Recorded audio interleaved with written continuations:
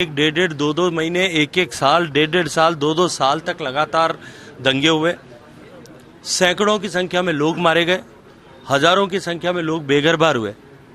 यहाँ तो गृह मंत्री खुद वहां गए थे।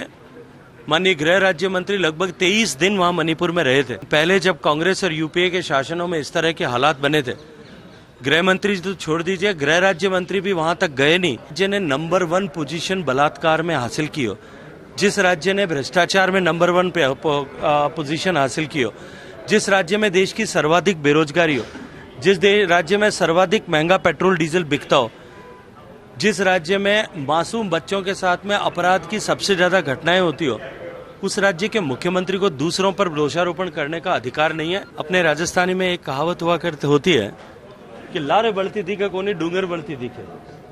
जानते हो उसका मतलब क्या होता है?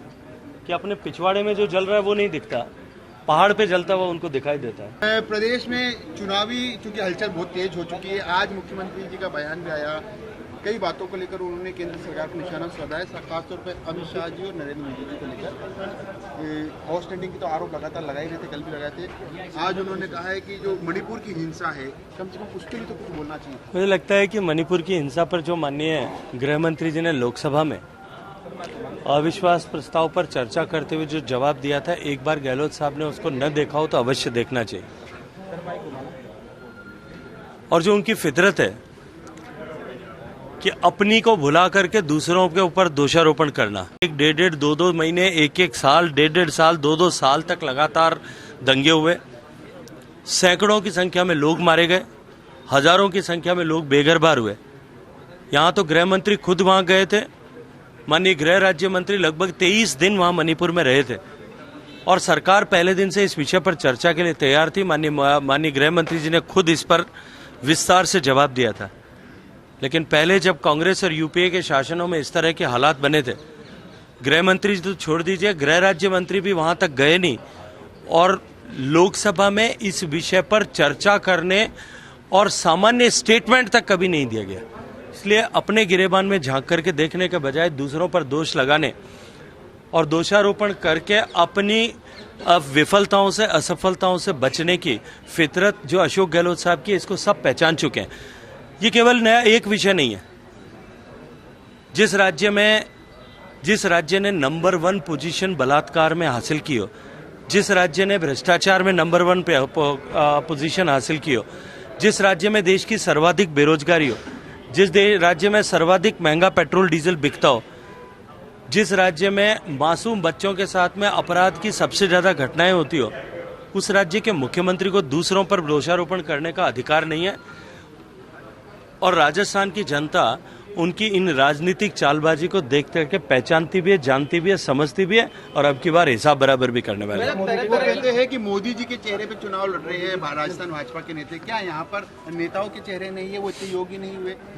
जिस पार्टी के पास में दुनिया का सबसे लोकप्रिय नेतृत्व और पार्टी के काडर पे का और देश की जनता का, देश के गरीबों का जिस चेहरे पर विश्वास हो, उस चेहरे से उनकी ईर्ष्या तो मुझे समझ में आती है, साथ ही साथ डर भी समझ में आता है।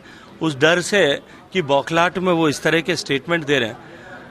अब जिनके पास में राहुल गांधी जी जैसा नेता हो, जिनके पास में मोदी जी जैसा नेता हो, उन दोनों की तुलना देश भी करता है और आप लोग भी देखते हैं। मोदी जी के कारण अजीब हालात हो गए। अभी सीएम ने कुछ देर पहले कहा है कि देश में अजीब हालात हो गए, हिंसा, नफरत, घृणा, ये सब बढ़ गई है। साथ ही एक और कहा है उन्होंने कि रेस्पेक्ट कम हो गया है देश पार्टी के भीतर बीजेपी में और मोदी जी का रेस्पेक्ट उनकी पार्टी नहीं करती है। देखिए भारतीय जनता पार्टी में आज तक, बनने के बाद से लेकर के आज तक कोई भी वर्टिकल स्प्लिट नहीं हुआ।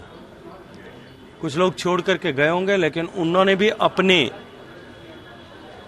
वजूद को नाप करके वापस मजबूरन भारतीय जनता पार्टी में आना स्वीकार किया। भारतीय जनता पार्टी का प्रत्येक कार्यकर्ता किसी व्यक्ति के लिए नहीं, विचार के लिए निष्ठावान होकर के काम करता है। इसलिए भारतीय जनता पार्टी में फूट होने का प्रश्न ही नहीं होता। हम एक विचार के लिए काम करते हैं। सिंस इंसेप्शन, जब जनसंघ बना था तब से लेकर के हम एक लक्ष्य को लेकर के काम करते हैं कि हम भारत को उसके उत्कर्ष तक पहुंचाएंगे।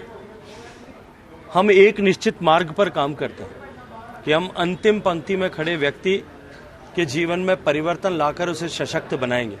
हम एक ध्वज के नीचे काम करते हैं, हम एक नेता को अपना नेता मान करके काम करते हैं। हमारे यहाँ कहीं भी मतभेद नहीं हो सकते, हमारे यहाँ कहीं भी जो है किसी भी तरह की फूट नहीं हो सकती, इसकी कोई संभावना नहीं है।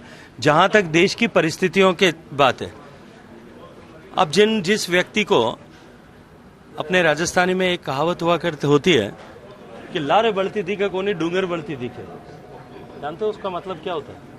कि अपने पिछवाड़े में जो जल रहा है वो नहीं दिखता, पहाड़ पे जलता हुआ उनको दिखाई देता है। राजस्थान जल रहा है, राजस्थान की बेटियों के साथ में अत्याचार हो रहा है, राजस्थान की बेटियां असुरक्षित है, न कार्यालयों में सुरक्षित है, न सरकारी दफ्तर में सुरक्षित है, न थाने में सुरक्षित है, न एम्बुलेंस में सुरक्षित है, न अस्पताल में सुरक्षित है, न घर पर सुरक्षित है, न स्कूल में सुरक्षित है, न विश्वविद्यालय में सुरक्षित है।